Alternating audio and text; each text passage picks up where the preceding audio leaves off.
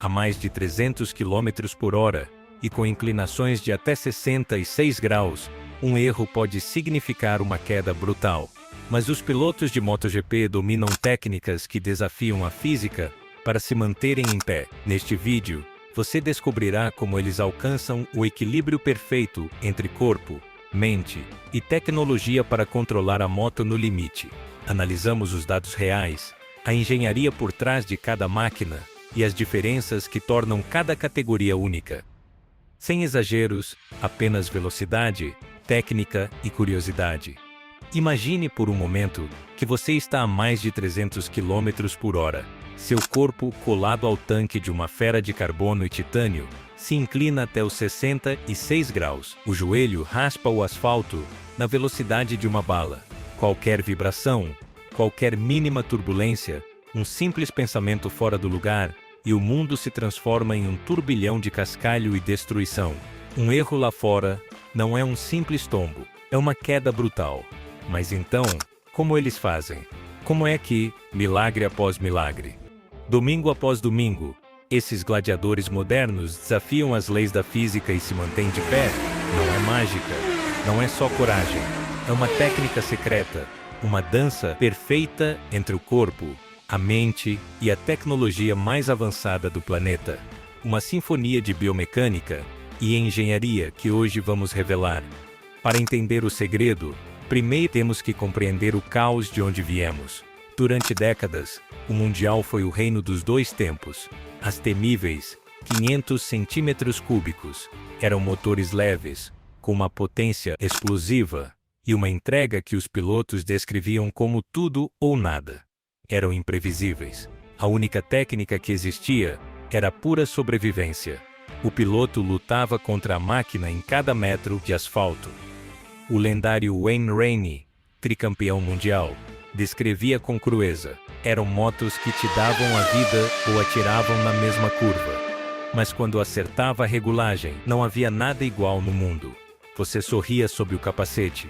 Mick Doohan, 5 vezes campeão, costumava dizer que pilotar uma 500 era como tentar se equilibrar num foguete enquanto alguém te batia nas pernas com um taco.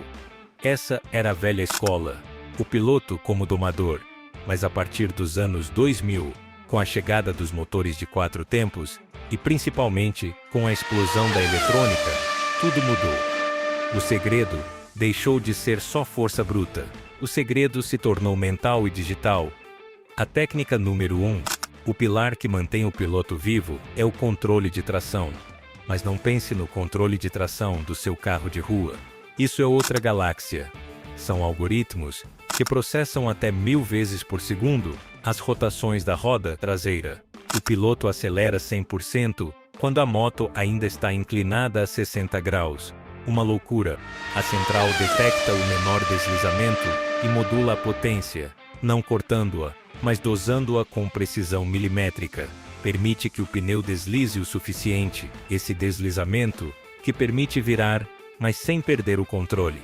É um pacto de ferro entre o homem e o software. Mas a eletrônica não freia, não se joga no chão para fazer uma curva. Isso é coisa do piloto. E é aqui que a técnica secreta se torna quase sobrenatural. Vamos falar das frenagens. Uma MotoGP moderna é capaz de frear de 350 km/h e para 100 km/h em menos de 5 segundos e em apenas 200 metros. A força que o corpo do piloto suporta piloto é brutal. Falamos de uns 5 Gs de desaceleração. Para suportar isso sem ser arremessado, o piloto executa uma técnica milimétrica. Ele não só aperta a manete, como crava o traseiro no banco, abre as pernas para agarrar o tanque, com a força de uma prensa hidráulica, e tensiona os abdominais e o pescoço para evitar que a inércia o desloque para frente. É um muro de carne e osso contra a física. Os antebraços são um caso à parte, suportam uma pressão incrível. Por isso, muitos pilotos desenvolveram um antebraço esquerdo enorme, desproporcional. É a marca registrada dos gladiadores da CP. E depois, tem a inclinação. 66 graus. Para você ter uma ideia, o limite da física para uma moto convencional está em cerca de 50 ou 55 graus. Além disso, o pneu perde aderência. Então, como eles fazem? O segredo está na posição. O piloto não se limita a inclinar com a moto. Ele pende o corpo para o interior da curva. É o famoso ombro. Ele desloca seu centro de gravidade para baixo e para dentro. Isso permite que ele mantenha a moto um pouco mais reta do que estaria se ele apenas se inclinasse com ela. A moto precisa de menos ângulo para traçar a mesma curva, o que significa mais segurança e mais borracha no asfalto. É um equilíbrio precário, uma dança onde o piloto usa seu próprio peso como um contrapeso humano, desafiando constantemente a gravidade. Mas o corpo humano tem limites. Por mais forte que um piloto seja, ele não consegue lutar contra uma roda dianteira que se levanta pela potência brutal do motor. É aí que a engenharia, a outra metade do segredo, entra em ação de formas que parecem tiradas da ficção científica. Falemos da visão. Sempre nos disseram que é preciso olhar para onde você quer ir. É verdade, mas na MotoGP há uma camada adicional de mistério. Os pilotos não olham para a curva que está vindo, eles olham para a próxima. E a próxima, o cérebro deles, processa a informação a tal velocidade que eles podem estar planejando a trajetória de dentro a de 3 curvas enquanto ainda estão friando para a primeira. Isso cria um fenômeno curioso, quando alguém vê a telemetria dos olhos deles, descobre que na verdade, eles não veem o asfalto que está à frente deles. Eles veem tudo borrado. A atenção deles está focada em pontos de referência distantes.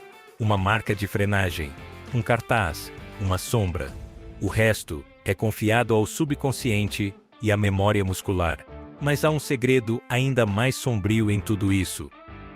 Um que os pilotos raramente mencionam. O medo. Porque o medo não desaparece.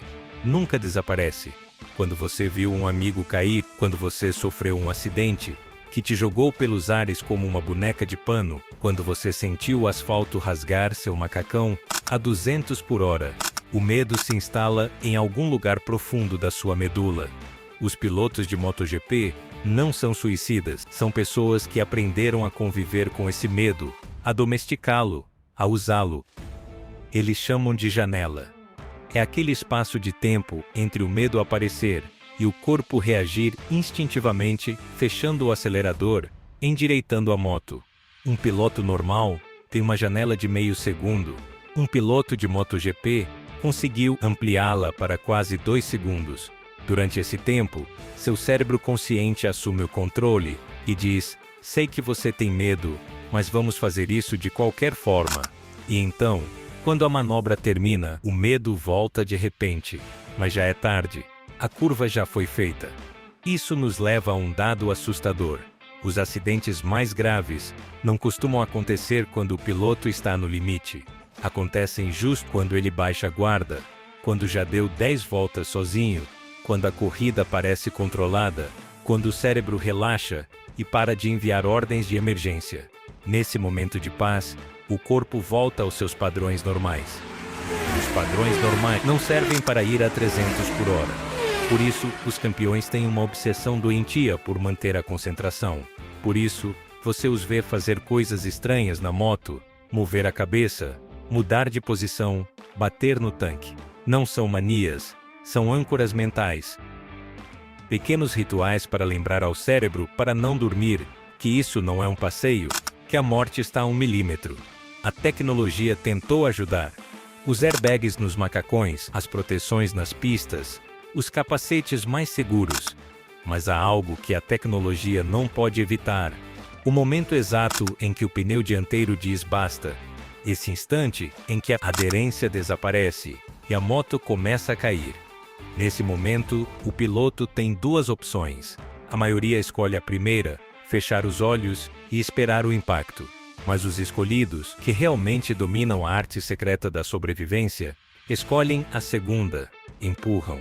Eles empurram a moto para baixo, em direção ao asfalto, contradizendo todo o instinto de sobrevivência que te pede para se separar da máquina. E algo mágico acontece. Às vezes, só às vezes, o pneu volta a encontrar aderência. A moto se recupera. O milagre acontece. E o piloto segue em frente, como se nada tivesse acontecido.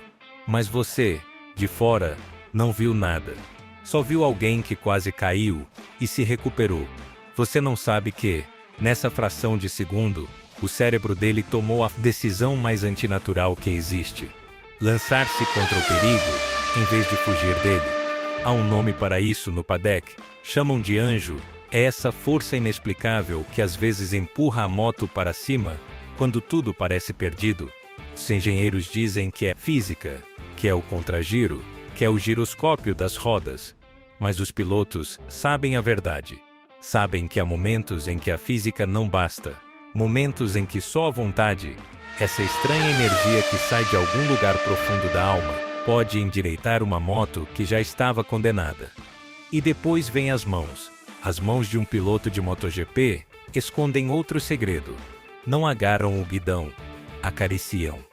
Um piloto normal aperta o punho quando tem medo.